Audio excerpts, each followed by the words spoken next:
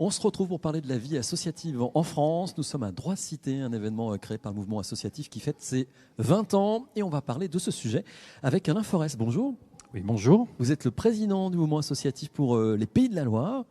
Pays de la Loire et notamment, vous êtes installé sur Nantes. Tout à fait. Et vous êtes ici pour parler citoyenneté comme toutes les associations présentes sur place. La citoyenneté, comment elle se porte finalement en France et en Pays de la Loire, parce qu'on a le sentiment des fois que c'est pas simple, mais il y a beaucoup d'engagement dans vos associations sur tous les territoires. Alors, quelles que soient les thématiques associatives, effectivement, au sein du mouvement associatif régional en Pays de la Loire, les confrontations d'idées, les actes de citoyenneté, au-delà des pétitions qu'on voit souvent fleurir aujourd'hui, font qu'au sein du mouvement associatif, on met en débat un certain nombre de questions qui sont centrales pour l'engagement dans la vie associative, quels que soient les courants de pensée ou les associations que les gens ont créés et qui sont aujourd'hui à dimension régionale. On est véritablement les interlocuteurs, que ce soit avec l'État, on essaie de porter la parole des citoyens engagés au plus local, vers l'État, vers le Conseil régional. Voilà, c'est toute notre mission.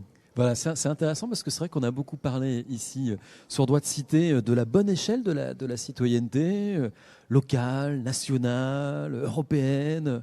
Est-ce qu'il y a une bonne échelle? Toutes les échelles sont bonnes.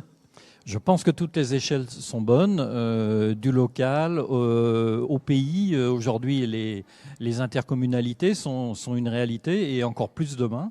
Et de trouver les bons interlocuteurs quand on est responsable associatif sur plusieurs communes, c'est parfois difficile puisque les politiques eux-mêmes ne revendiquent pas forcément le soutien à la vie associative de façon organisée.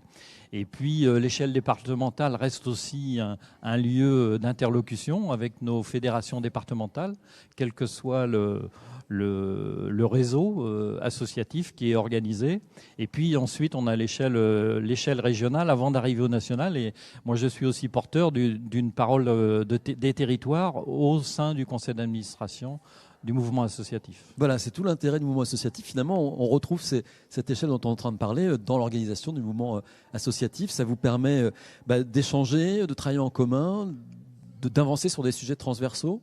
Alors tout à fait. D'abord de pouvoir construire un esprit critique sur un certain nombre de propositions de loi, par exemple, et de trouver de l'argumentaire sur le territoire, et qui va être souvent différent d'un territoire à un autre, et d'essayer d'amener ces contre-propositions ou de pouvoir travailler sur de nouvelles propositions à apporter à l'Assemblée nationale. Et il y a un vrai aller-retour entre le mouvement associatif national et les régions.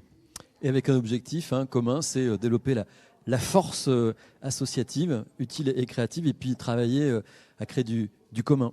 Alors, créer du commun, pour nous, c'est important, puisqu'on est parfois très divers, et c'est la richesse associative. Donc, c'est pas toujours facile, donc ça demande du temps. Il nous a fallu 20 ans, les premières coordinations associatives pour arriver au mouvement associatif aujourd'hui, mais il y a encore du chemin à parcourir. Et puis, au-delà de créer du commun, c'est aussi de savoir à quel moment on est le bon interlocuteur. Parler au nom de la vie associative alors que l'engagement est très divers, c'est très difficile. Et on a besoin de savoir irriguer aussi le territoire, de faire connaître qu'effectivement, il y a une parole commune qui peut être construite du niveau local au niveau national. Merci Alain Forest. Je rappelle que vous êtes membre du mouvement associatif et surtout président des Pays de Loire pour le mouvement associatif. Merci à vous.